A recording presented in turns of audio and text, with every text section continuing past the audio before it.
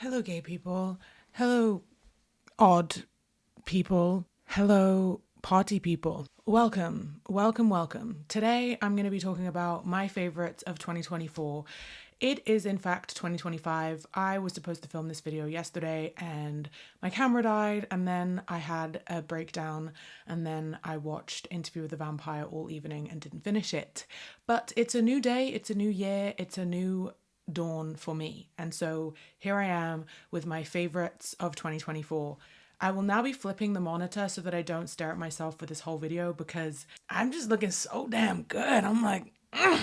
Okay, so this is my favorite books, films, and TV shows that I consumed in 2024. Not necessarily that they came out in 2024, and I probably was kind of late to the party because that's just kind of like my vibe. So let's just start. This was, first of all, a really good reading year for me. I sort of rediscovered my love for reading. I made my book talk account and I started working in publishing, and I started reading a lot more for joy and like creating content and speaking about the books I was reading. And so I got a lot of really good book recommendations, and I read a lot of stuff that I genuinely loved. So this pile of books is genuinely kind of like most of the things I read. Whoa. Maybe I shouldn't show you the pile of books because then spoilers. Okay, I'll show it this way. So the first book is The Fifth Season by N.K. Jemisin. This is actually one of the last books I read this year, fully cover to cover, because I spent the end of the year finishing up a bunch of books that I hadn't finished. But it's book number 1 in the Broken Earth trilogy. It is a black fantasy novel, and it follows this character Essen, who is a woman with powers, and she discovers that her son has been killed, and she goes on a journey through the sort of scorched earth to find her daughter. And it's set in this world where some people have powers, and every couple of hundreds of years or something there's like a cataclysmic world event called a season, and we're like right on the cusp of one now, and the people with powers often like contribute to these like rifts in the earth. I'm explaining it badly, but it's honestly like a really complex world building situation, but we're really like handheld through it, so we're not thrown massively into the deep end. We sort of wander through this world with Essen, and as we wander through, we pick up elements of the world to build this really full picture of like the universe, which I really appreciate, because one thing I really don't like about fantasy novels and sci-fi novels is when you're just thrown in to the lore and the world building with absolutely no context, and you're just expected to understand what was going on. So this was like really well paced, really well fleshed out, follows a strong woman character, follows multiple strong women like at multiple phases of their lives, and there's a really cool twist, and I'm really excited for the next one. So if you're looking for a black fantasy novel, The Fifth Season, babe. Next book, also, this list is in no particular order because I am just really not very good at ranking things. So the next book is Pet by Akwaeke Emezi. I tabbed this one up, and I've actually made a video or two about this already. It's a super short middle grade fiction. It's only about 200 pages long, and it was a shortlister for the National Book Award. It's a Stonewall Honor book. Basically, the thing that I loved about this book is that the representation was just so well done. We have a trans character. We also have really non-conventional relationship types. So we have a family that has 3 parents, a character who it has selective mutism, disabled characters, and also it speaks about really serious topics. It speaks about child sexual abuse, but this book is not only for adults. So I think it's really important that we have these kind of conversations in children's books, because not even just children's books, but like young adult and middle grade age books, because I think often we underestimate the intellect of children and like their emotional capacity to handle complex themes. It basically follows this girl Jam, and she pulls a monster out of her mum's painting, and this monster kind of follows her around and becomes sort of her companion, and we end up exploring what does it mean to be a monster, because this is set in a world where we're supposedly like post this revolution where like no monsters exist anymore, but then she pulls out this monster who actually turns out to be like her buddy. And so then we're, you know, the main question of the story is like, what makes a monster? Grappling with the fact that a post-monstrous world is not really a reality, and we often feed ourselves a bunch of lies. But For a short little book, I just think that this covered so much. Like, I can't even explain it. This just covered a lot. And I didn't put it in my list, but Little Rot by Akwaeke Emezi as well. I also loved it, but I preferred Pep. Next book is Chain Gang All Stars by Nana Kwame Adjei-Brenyah. Where to even begin with this? This is a mixed bag. A lot of people did not like this book, and then a lot of people loved this book. This is basically a book that follows these two prison gladiators, female prison gladiators that are in love with each other in this dystopian world where the prison system is essentially a for-profit gladiator competition, essentially. So prisoners fight to the death to earn their keep, and they get sponsored, commercially sponsored, and there's loads of themes of capitalism and commercialism and the prison industrial complex and modern slavery, and the characters are super, super complex, and it's a sapphic love story, but it's also like a story of resistance and existing within a system that really, like, there's no way out of, and how to still find love in a situation like that. And so it was like genuinely so good and real, you know. And there's one of the things I loved about this book is, I probably can't find an example now, but there's a lot of footnotes in it that draw our attention to real life people who are incarcerated, real Black people, real trans people. It's a super intersectional look at the prison industrial complex, and you can tell that Nana Kwame is an abolitionist at heart and really wrote this from a position of abolition. I was lucky enough to get my copy signed, actually, and it says, I don't know if you can see that, but it says, "To Nadia, thank you for all you are," and then Nana Kwame signed it. And I feel really lucky about that, because I went to a signing of Little Rot by Akwaeke Emezi, and they were in conversation with Nana Kwame, and I just bought both copies, and I was like, could you please sign my book? And it was really cool. So I got 2 books that I loved signed on one day, and I just love that for me. And also, all of the books that I've mentioned so far have all been by Black authors, and like all embody some element of queer storytelling and Black queerness, and I just absolutely adore that for my reading journey this year. I think it's really testament to what I was saying about how I've really sort of leaned into reading and found my people and found my niche, and have been able to surround myself with books that really speak to sentiments that resonate with me. Next book is This Is How You Lose the Time War. This is a really interesting one, because this is actually written by 2 people, which I didn't realize when I first started it. So I was reading it, and the way that it's set out is it's in a series of letters between 2 sort of time war agents that are on opposite sides of the war, called Red and Blue. The agents are called Red and Blue, or those are their code names anyway. And I'm just going to read the back, because I think I'm not going to be able to do it justice. "In the ashes of a dying world, Red finds a letter marked burn before reading. So begins an unlikely correspondence between 2 rival agents in a war that stretches through the vast reaches of time and space. Red belongs to the agency, a post-singularity technotopia. Blue belongs to Garden, a single vast consciousness embedded in all organic matter. Their pasts are bloody and their futures mutually exclusive. They have nothing in common, save that they're the best, and they're alone. Now what began as a battlefield boast grows into a dangerous game, one both blue and red are determined to win. Because winning's what you do in a war, isn't it? A tour de force collaboration from 2 powerhouse writers that spans the whole of time and space." This book really surprised me. I saw a lot of people like waxing lyrical about it, and I thought I'd give it a go, but I didn't expect it to be quite so like metaphysical, and I don't even know how to describe it. It's one of those books that you read and you're kind of like, what is even going on? But the thread throughout it is really clear, and it's definitely one that I will revisit. But I just found the prose to be so poetic and really inspired me to sort of tap back into writing poetry. And it also was really cool that it's written by 2 authors, and I think that that is a medium that isn't explored that much, and I don't know, just the whole thing kind of just really inspired me. So This Is How You Lose the Time War, adored it. And it's a sapphic love story. Again, I mean, what is with me? Okay, next book. An obvious one, because It's excellent. But James by Percival Everett. I picked this up at work because I'm lucky enough to work at Knopf Doubleday, and this is published by Doubleday. It won the National Book Award. Actually, did it win the National Book Award? Wait, I think it didn't win the National Book Award. I think it didn't win the National Book Award. It won the Booker Prize. Wait. Because I don't want to spread misinformation. Okay, tell a lie. It won the National Book Award, and as it should.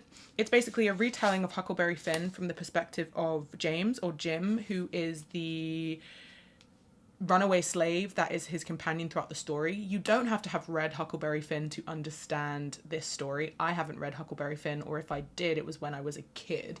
But it's really a standalone tale. It's a revisiting, it's a reimagining, and it's a really impactful conversation about language and the power of language, and also the way that language plays into the control that people have over us. Because a core theme throughout this is code switching, because James basically speaks in this dialect that is sort of like a slave dialect that the white people have come to expect from the enslaved people in the story, that they're basically uneducated, they don't know how to read, and they don't know how to speak properly, which honestly, it's very nuanced, because for a lot of people that was absolutely true, and that doesn't mean that they wouldn't have had a rich inner world. But for James, he's actually been sneaking into a library and learning to read for many years, and actually teaching his family and community how to read, and teaching people how to speak properly. So he code switches a lot between being actually very well spoken and very well read, and then dumbing himself down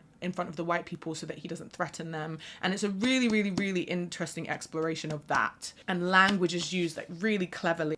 It was incredibly moving, and surprisingly not as heavy as I thought it would be, but not like, it was funny, but it was a sort of dry humor. There was a lot of sort of like taglines going around being like, this is just raucously funny, and I sort of went into it thinking it was kind of a comedy, and then I was reading it and I was like, this is not really funny, it's kind of just like dry irony that is just the reality of a deeply fucked situation that enslaved people were in, and black people were in at the time anyway. So it was a really interesting mixed bag though, like tonally super balanced and an easy read and not that long. So I would 100% recommend this, especially if you like want to gift it to someone, because it's just like a really nice, it's just really nice. Listen to this. Oh yeah, gotta love it. I'm gonna put these together because they're both by the same author, but I'll go through them separately. But basically, both of these books are by Rivers Solomon, and this year I absolutely fell in love with Rivers Solomon. I discovered them when I was doing the trans rights readathon in maybe Feb of last year through Book Talk. And the Trans Rights Readathon is basically an opportunity to read books written by trans and gender non-conforming people during a week and sort of spotlight their works and to highlight some charities and raise awareness to raise funds for trans people and trans causes, which is especially important now given all of the legislative barriers that trans people and trans youth are facing. So it's something that is really important to me also as a trans person, a non-binary gender non-conforming person, but falling under the umbrella of transness. I claim transness. There, I said it. There. Ah! Come and get me. Lock me up. Okay, so let's start with An Unkindness of Ghosts. This is the first book that I read by Rivers Solomon, and it absolutely changed the trajectory of the rest of my year / potentially life in terms of the reading that I did after it, and the way that my world sort of opened up to the possibilities of not only what I read, but what I write and what I imagine and what I allow to sort of come to fruition in my brain and what I let come out of my brain. It was a super affirming reading experience on many fronts, but basically, I was also deathly ill when I was reading this, and it was kind of the only thing that like got me through my sickness, was knowing that like I just really desperately wanted to finish this book. But it's basically science fiction novel set on a spaceship that is reminiscent of the antebellum South in terms of its class and race structures. And so the lower decks are the poorer people and the black people, and the upper decks are the upper class people slash white people. And there's sort of all of these like labor dynamics and things that are reminiscent of the antebellum self. I mean, that's actually like conceptually part of the world building of this. And so it's like in part really futuristic and in part also historical fiction as well. It's like speculative sci-fi, futuristic, dystopian historical fiction. I can't explain it, but the only thing that I can equate it to is Octavia Butler. This just felt like something that Octavia Butler would have co-signed. She would have written an endorsement on the front cover. Like, it just really feels like Rivers Solomon is a protege of the school of Octavia Butler, which is really important to me because Octavia Butler is like my teacher and one of my favorite authors of all time and just people of all time. One of the things that I loved about this book was the intersectionality and the way that the characters are written so fully. So like the main character, Asta, is an intersex character and a character that sort of isn't explicitly told to have autism, but definitely like is on the autism spectrum. And Rivers Solomon, the author, is also a non-binary person and is also an autistic person, and so has spoken about the characterization of Asta and sort of what went into that. Also, there's another character who's also got a very gender non-conforming vibe and then also got a very autistic vibe. So just, I think something about that spoke to me. Can't think of why. The next book by Rivers Solomon is Model Home. This is a newer release. This book actually came out in 2024. I think this is the only book in my list other than James that actually came out this year. So these are my actual two only books that came out this year. But that's fine. Reading is forever. So Model Home, I read this book twice because I did it for Page Break reading retreat. Shout out Mikey, I love Page Break, which is basically just a reading retreat in New York where we sit and we read a book together out loud over the course of 2 or 3 days, and we stay in a hotel or a motel. In this case, it was a spooky motel in upstate New York, or an Airbnb, and it's just a really great opportunity to all get together and read something. And so I was moderating it. So I read it before the retreat alone, and formed my own thoughts and sort of tabbed it up. And then I also took it to the retreat and read it together as a group and led the group discussion.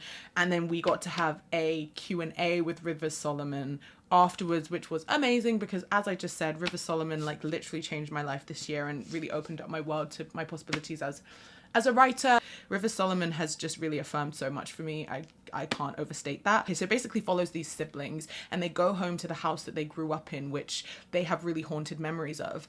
And it basically is an exploration of what is haunting their past and their present. And it is a horror, but it's super subversive because it ends up not actually really being the house where all of the horrors are stemming from. And it really speaks about like intergenerational trauma, racial trauma. This house is also like the model home of a gated community that is super, super white. So it's also really interesting to think about, you know, this black family just dropped into this white community and the impacts that has on their relationships and on their childhoods and adulthoods and the sort of ripple effects of that. And it also speaks a lot about neurodivergence and trauma and mental health issues and family shit. Like, I don't even know. Every time I read a Rivers Solomon book, I just feel so seen, and I feel kind of weirdly like, get out of my head, Rivers, please leave my brain.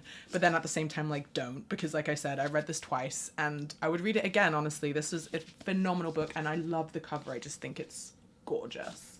Okay, now finally, I need to take a breather for this one because this one is pretty major and my life kind of changed this year because I read Interview with the Vampire by Anne Rice, and nothing was the same and nothing ever will be the same. I read Interview with the Vampire after watching season 2 of the show. And I'll get to the show soon because it's in my list of like shows this year that I loved. But I just want to give a moment to say that simultaneously Anne Rice managed to like change my life and ruin my life this year, because these books consumed me like nothing else. I have a reading vlog already up on my channel when I was actually reading this for the very first time and being so deranged about it and not normal. And I would say that, you know, on reflection, having read Interview with the Vampire, The Vampire Lestat, and Queen of the Damned, which are the first three of the Vampire Chronicles, this is the weakest one. Like, this is actually probably my least favorite out of all of them. But there's something really special tied up in the energy of this, because when I was reading it, I was just like so hype about the show. And I had all these visuals and all of this sort of inspiration in my mind that was like filling up the world for me as I read it. So it was such a rich reading experience. I also binged it, which gave me a headache and was not a sustainable activity, and probably contributed to why I fell into the biggest reading slump of the year shortly after finishing The Vampire Lestat, because I went straight into the next one. And The Vampire Lestat is, I think, the best one that I've read so far. And then I went into Queen of the Damned, and then I stopped reading Queen of the Damned for like 3 or 4 months and didn't read anything, and then had to take an Anne Rice break and literally had to be like, do not read any of the Vampire Chronicles or any Anne Rice, because you just need to get through some other books, because it was like actually just too much. So basically, Interview of the Vampire, I've already got a long video of it on my TikTok account where I talk about it, but TLDR, it is the story of a vampire, Louis de Pointe-de-Lac, who's getting interviewed by a human about his vampire life and about his lover, who is also his maker, who is also his mentor, who is also his murderer, who is also his... I can't even get into it. It's really about moral grayness. It's really about complex relationships. It's really about grappling with mortality, grappling with morality. One thing that I especially love about it is the vampires are very sensual. Like, they're not scary. They're genuinely, they have a very human, endearing quality, which arguably makes them more scary, but they are very sensitive, and they have a capability to feel very human emotions. It's almost as though Anne Rice's vampires pride themselves on their proximity to humanity rather than the opposite. And I think that it's just really cool. I think that Anne Rice kind of really did something there, because all vampire media that's kind of come after it has taken on an element of that. Sort of, she doesn't really domesticate her vampires that much. This early on in the series, they sort of do live a separate kind of lonesome life as vampires, and that's sort of the pillar of the story, is that Louis and Lestat are companions, immortal companions. But this sort of idea of domesticating vampires, I think, came off the back of Anne Rice's vampires, and then we got stuff like The Vampire Diaries and Twilight and True Blood and even Buffy, which, you know, there's so much vampire fiction, and there's so much like source media. Obviously, we can't credit Anne Rice with all of it, but I think she did a lot for humanizing the vampire genre and making vampires sexy again. Honestly, everybody say thank you, Anne Rice. Those are the books that sort of really rocked my world this 2024. I think I had a really great reading year. I think I read a lot more of the stuff that it feels reflective of me, and I really found what I love, and I feel really blessed and excited to go into next year. I already have a huge TBR. Also, I just want to say, my bookshelf is literally falling apart. I think my leg has been covering it this entire time. Next, I think we should talk about films. One film that I loved, which feels like kind of, it bleeds in from just talking about Interview with the Vampire, but Nosferatu, I watched on Christmas Day. Honestly loved Nosferatu. Super bleak, super gothic, super depressing. I can tell that Robert Eggers really had a love for Dracula and Nosferatu. I haven't read the original Dracula, but it's really high up on my TBR list. I cannot wait to re-watch Nosferatu after I have read Dracula, and also when I have seen Nosferatu, the original Nosferatu, because I feel like it's a movie that has a lot of Easter eggs in terms of references and homages and like shots and lighting and shadows, that I feel like it will hit especially hard knowing those sort of like reference notes. I think that Nicholas Hoult in that castle with Nosferatu was my favorite part of the movie. The really, really darkly lit sequence and he's slowly descending into madness and losing it and freaking out. Kind of loved that. I adore Nicholas Hoult. I missed seeing him on the big screen, and he just brings such a bewilderment to the characters that he plays, and he was just absolutely at his wit's end, and I loved that performance, and I loved the lighting of all of those shots. I think it's so cool that they filmed it only with candlelight, and I kind of wish that we had spent more time in the castle. I think Lily Rose Depp was also great. I loved her convulsions and her movement work, and Willem Dafoe just like, when Willem Dafoe is in a movie, it's just already going to be good. And also Robert Eggers did The Lighthouse. And so then when I saw that it was Eggers and I saw that Willem Dafoe was in it, I was like, it's a done deal. I feel like I already love this movie. And I did love this movie. Some interesting conversations there to have about like the demonization of women's sexuality, sexual repression. But I think overall it was a pretty self-aware and self-contained narrative. So I don't think that those takes really sort of contradict liking the movie, but there's definitely a bigger conversation to be had. And I want to have it. So maybe we should talk about it. Hair fluff break. I also loved Dune 2, and I also loved Gladiator 2, but Gladiator 2 was not a fave of the year. The thing that was the fave of the year from Gladiator 2 for me personally was the emperors. The depraved emperors, Gita and Caracalla. I just feel like they deserve an honorary mention, but Gladiator 2 does not make the cut. But those two, just them, they made the cut for me personally. Dune 2, I loved it. I think it was epic. I think it was gorgeous. I think it was better than Dune 1. Or just Dune. I think Dune felt like a prelude for the main events, which all occur in Dune 2. I've been watching Dune Prophecy as well, and I'm really enjoying it. Yeah, I think it was just really well done. I loved it, and I also loved Fade Routher. I guess I just have a thing for like depraved, ugly characters that actually, you know, are played by kind of hot actors. That's just kind of my tea, I guess. Okay, the next movie that was really significant for me this year is Challengers. I just feel like I don't even need to say much about Challenges. It just was such a cultural reset, and the world was kind of split because some people were ready and some people just weren't ready. And at the same time, I kind of feel like we didn't go full throttle into the queerness of it all, and we didn't go full throttle into the throuple of it all. And that disappointed me, but I just think as a foundation, as what it represents for the direction we're headed as a society, it was great. And it felt very voyeuristic in a misandrist kind of way. Like, I felt like we were just looking at these hot men sweating and putting in work and simping over this beautiful lady. And I just think that that is absolutely correct. And then they kissed as well. And that is also just very correct to me. It just was aligned with my spirit and my personal philosophies of life. Personally, being hot and talented and kissing your friends is something that I really think is a cultural in. You know? Also, Zendaya is just so hot, and so is Josh O'Connor. No shade to the other guy, but it's really Josh O'Connor for me, and Zendaya. It will always be Zendaya.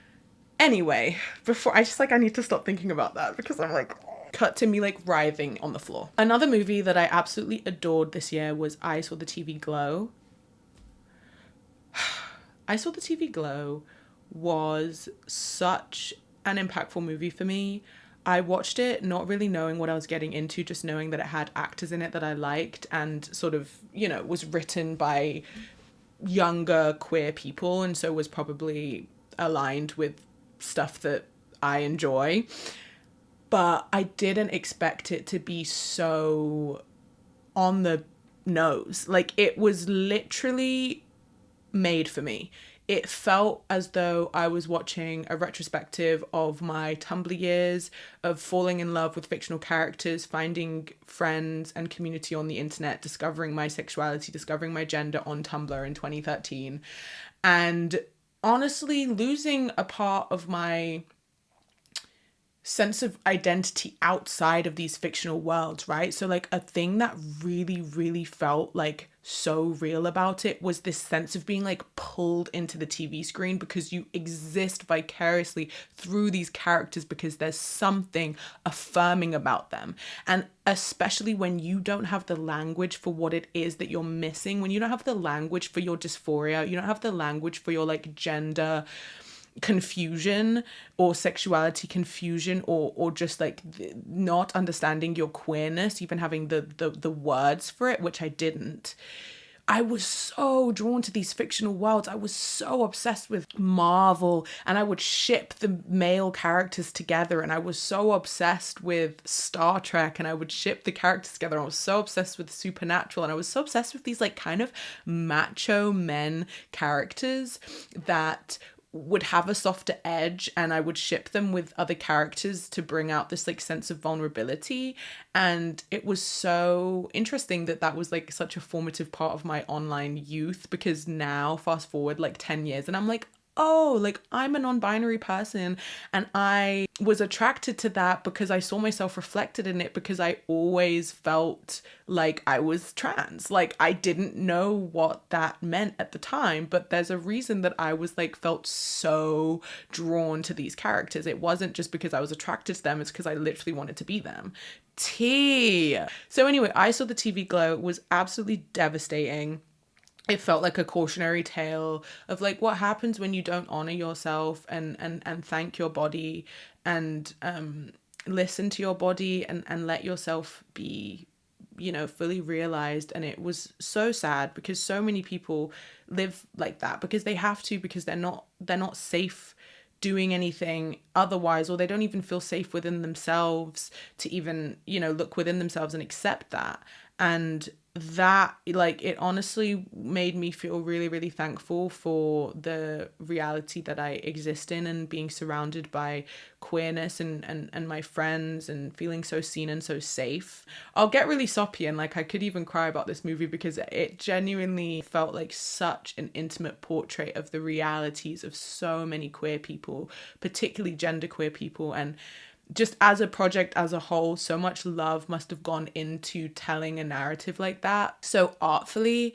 And I appreciated it beyond words. Like, I'm actually choking up thinking about it. That was a beautiful movie. That was a fucking beautiful movie. Woo! Let me just emotionally recover from that one really quickly. And let me just quickly get through the next one. So another movie that I loved was Conclave. What can I even say about Conclave except it was just visually very stunning.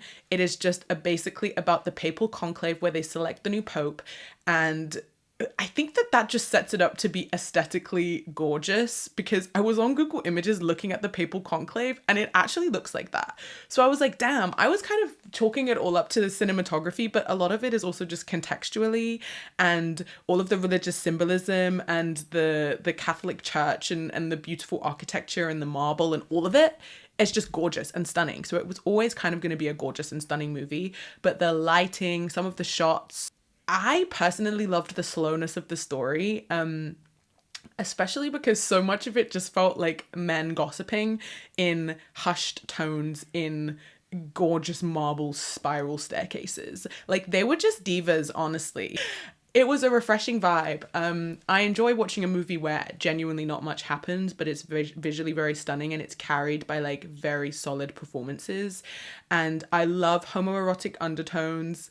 And there was another queer twist. A queer twist is what Instagram page Them posted a post, and it was like the queer twist in Conclave. And I remember Conclave is written by Robert Harris. Yeah, Robert Harris. I was like, is it Thomas Harris? But Thomas Harris wrote Hannibal, not that. Oh my god, the Conclave Hannibal crossover would be crazy. What was I saying? Robert Harris writes Conclave. Yes, it's based on a book published by Vintage, which is my place of work. So I had heard of this movie release for a long time, and it was like highly anticipated, and I wanted to read it first. And then I saw this post that was like the queer twist, and I was literally like, queer twist, you say? Like, hold on a minute. And then all of a sudden I was much more motivated to like go and watch it. I won't spoil the queer twist. Actually, I will. The Pope that they end up selecting / electing is intersex. That was not on my bingo card at all. I didn't go into Conclave thinking that I would come out with intersex Pope, and I'm just obsessed with that. We don't have enough intersex rep in this world. Would watch again, will watch again. Then I want to talk about Anora briefly because I watched it recently and I can't tell if it's a fave of the year or if I just watched it recently so it's in my mind.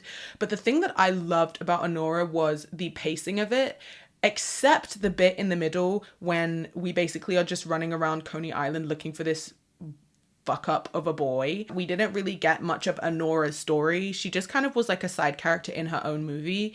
But the thing that I loved about it was very frenetic. It was a little bit like whoever made Uncut Gems. Yeah, I kind of liked that. I liked the layering and the buildup of nervousness, of energy, of the layering of the voices getting louder and louder over each other and catching different parts of dialogue and being like, what the fuck is going on? I was like squeezing my stress toy the whole time. I like it when movies like affect me physically. And I loved the ending shot. The windshield wipers are going and then it cuts to the credits and all you hear is the windshield wipers and she's crying and it gets really silent. I thought that was so effective. Like the whole movie theater was completely silent and I left kind of feeling a little bit like uneased. Like I was slightly shaking and I went to go watch it by myself and I had to debrief with random strangers, which I honestly do that all the time anyway. But I had to like go find a group of people and be like, can I debrief with you guys? Because I'm like actually kind of shaking. I would kind of still put it in my faves of the year because of that specifically the feeling of leaving the movie theater cemented it as like a fave for me. But there's a lot more I have a lot more Anora discourse in me, guys, so I need to just stop there. Two more films that I'm gonna slip under the wire. The Crow with Bill Skarsgård and FKA Twigs, which I feel like culturally we just skimmed over. We didn't spend enough time speaking about that and debriefing about that. I kept seeing TikTok edits, you know, like cinematic edits that people make on TikTok where it's like set to the beat and it's super hard hitting and really, really gorgeous. They basically hired someone to make edits of The Crow pre-release, like almost as a trailer, which I thought was genius level marketing. And I think that FKA Twigs is so hot. And I think that she's so cool and she's such an alien princess and I adore her. And I think that Bill Skarsgård is cool too. He's fine. I don't think he's like super hot, but I think he's super hot in The Crow because he has like black eyeliner and he's covered in tattoos and he's on a revenge quest. I'm just like, what the fuck? Like, yeah, I love that. And then speaking of revenge quests, the last one for me is The Count of Monte Cristo. This is like the new French film that's coming out with Pierre Ninet. I watched it early because the production company actually sent it to my team at work because we published an edition of The Count of Monte Cristo. It's public domain, but we published an edition of it, which is actually a really nice edition, which I might show you in a second, but I'm scared. I'm actually scared to touch anything on my bookshelf because it's like actually toppling over. So I might actually not show you. Count of Monte Cristo, it's like a 3-hour movie, but it didn't drag. You can tell that it's based on a fucking good book because the 3-hour movie didn't drag. So it has like pacing and act and events, inciting events, and then response, and then follow through, and then emotional fallout, and then like everything makes sense. And then there's like convoluted plot points of like schemes and revenge and drama and romance and comedy, like everything. And the reason that I think it was so good is because it's based on The Count of Monte Cristo, which is like widely celebrated as like a feat of literature. I was going to say of modern literature, but it's not modern literature, but it kind of is in the sense that it paved the way for the modern novel. The tying in of all of these themes that I just said. Alexandre Dumas also wrote The Three Musketeers, invented modern storytelling. Like, I will die on this hill. Once again, I just have too much to say about this. I have to move on. So those are the films that really got in my brain and really wiggled their way in. So that brings me on nicely to TV shows. I didn't watch that much TV this year, actually, but the stuff that I did watch was kind of life-changing. So before I start, disclaimer, my media consumption, especially in terms of TV shows, has been very queer. Very queer indeed. Let me just rapid fire through the list. Interview with the Vampire, Arcane, Queer as Folk, The L Word, Heartstopper Season 3. Girl, they be so fucking for real. I know what you are. So anyway, just to like quickly get through them, because I'm like getting sick of the sound of my own voice. Interview with the Vampire, everything to me, life-changing, better than the book, I'll die on that hill, better than the movie, I'll die on that hill. They made Louis black, as they should, instead of a white plantation owner, as they should. All of the characters are so hot. I actually was watching it last night. I was like, what should I do for New Year's Eve? And so then I just decided to watch Interview with the Vampire season 1. And I was like, this is the best show on earth. It was happening for me again in my body. I was like, this is the best show ever. I think my life has just changed, even though this has actually previously already happened to me. But really, it's season 2 that came out this year that I watched that reignited this like fire in me and just reminded me that I'm obsessed with Anne Rice's vampires and vampire fiction in general, and gothic and southern gothic fiction. And Jacob Anderson particularly. I just love him and I want him to be my best friend. Season 2, I think, was stronger than season 1 because we get to focus on the Paris Coven, the Théâtre des Vampires. It's super theatrical. Like, the scale of it is just expanded. We get so much more, like, information and lore about this vampire world, which is vast because Anne Rice literally wrote like 12 or 13 books in this series. And my favorite thing about the show is that you can really tell that the showrunners are fans of the books, appreciators of the books, right? So there's Easter eggs throughout it that, you know, might be even from like book 4 or book 3 in season 1 or in season 2. It's gonna just have longevity. Like, I just see this show continuing to grow and continuing to just surprise and just be like setting the bar.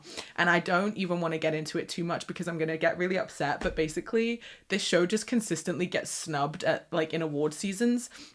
And I actually know that like a big part of the reason that that happens is because it's genre fiction, but I also just think it's to do with the fact that the world is not ready for like a gay black vampire. Like, it's too outrageous.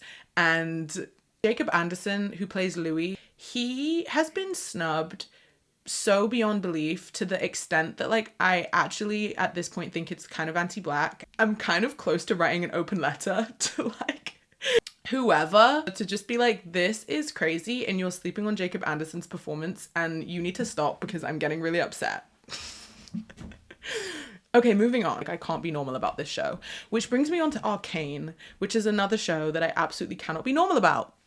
Arcane is an animated show, the only animated show that I've genuinely ever watched and like loved. I don't even like animated things. I only really watch live action. I like Bob's Burgers and I watch Rick and Morty, but I've never really been that into animation. Like, it's just not really my bag. But I started Arcane and I was like, what the fuck? The animation is so good. They look so human and their faces move so humanly and their body language is so like personalized and individualized. So much love and care has gone into crafting these characters and crafting this world. I will butcher any type of explanation I give, but it's just a gorgeous, gorgeous story of found family, of sisterhood, of being gay, being hot, like everything good under the sun. Like, I'm obsessed with it. And I particularly am obsessed with J-Vic, and I'm literally a deranged J-Vic shipper, and I'm just like not normal about it. J-Vic and Arcane is my new Interview with the Vampire. Just in terms of like of the moment, what is the thing that I'm being so not normal about? It's Arcane. Arcane is everything to me. Arcane is everything to me. And Interview with the Vampire is everything to me. Everything else that I speak about here is not as good as Interview with the Vampire and Arcane. Okay. Now that I say that, I'm like, not true. Because the next thing on my list is Queer as Folk. I would argue that Queer as Folk is actually the blueprint. It was airing in the early 2000s. It was one of the like gay shows alongside the L Word. And I watched both of those this year. And I don't know what's been going on with me. Like, something is in the water. Like, I'm drinking that gay juice for real this year. The L Word is just iconic. Shane is so hot and she is everything that I want to be when I grow up. Actually, no, not at all. But she's just really hot. So it just, when people are really hot, I just say stupid things. Queer as Folk. The reason I love Queer as Folk is primarily because of one character, and this one character's name is Brian Kinney. And Brian Kinney is actually so important to me. He is such a well-written and well-arced character. He just gets such a satisfying arc of like being humanized and starting off as a really hard-headed like fuckboy who just literally wants to have a lot of sex and knows that he's hot shit, to turning into someone that genuinely shows up for the people that he loves, doesn't compromise on his values, and is able to make sacrifices in order to be a great partner and be a great friend. And I'll cry right now because the friendships in this show are so... The thread throughout it is like found family, queer friendship, and queer joy. Okay, so my camera died, which really feels like a sign that I just need to wrap this up. But basically I was speaking about Heartstopper season 3. Loved Heartstopper season 3. It was joyous and sweet and cute, and that's really mostly what I love about Heartstopper, is that it just reminds me of queer joy and honestly makes me feel nostalgic for a experience that I never had in school when I was younger, of being surrounded by like a friendship group that just celebrates each other, and it's just wonderful and it just makes me feel alive. And I also think that season 3 was a big departure because it felt a lot more grown up and grapples with, you know, like eating disorders and dysphoria and transitioning and sex and stuff. And I think that it was a nice tonal shift from the first few seasons, which feel a little bit more like happy-go-lucky, and it just like got a little serious for a second there, which I really appreciated. And I think Kit O'Connor is just such a star, and I love his screen presence, and I just think that he really has such an endearing quality. I watched Romeo and Juliet also this year, which will make it into my faves technically, but it was a play. I think that honestly is the end of my faves of 2024. It was a really tough year. I hope everyone's okay. We made it through though, and one of the redeeming qualities of this year was that I consumed a lot of beautiful media that really opened up my world and really inspired me, and I feel really excited for this next year of stepping a little bit more into my personhood, my selfhood, more yapping in 2025, honestly. I hope that you enjoyed this video, and I would love to hear if any of the things that I mentioned resonated with you this year, and if any of them made you insane. And I would also love to hear what pieces of media that you consumed this year that felt really impactful for you. Happy 2025, guys. Good riddance to 2024. Thank you for watching. Please subscribe. Please like me. Please tell me I'm cute. And please watch more of my videos and watch more gay stuff. And if you haven't watched Arcane, watch it. And if you haven't watched Interview with the Vampire, watch it right now. Goodbye.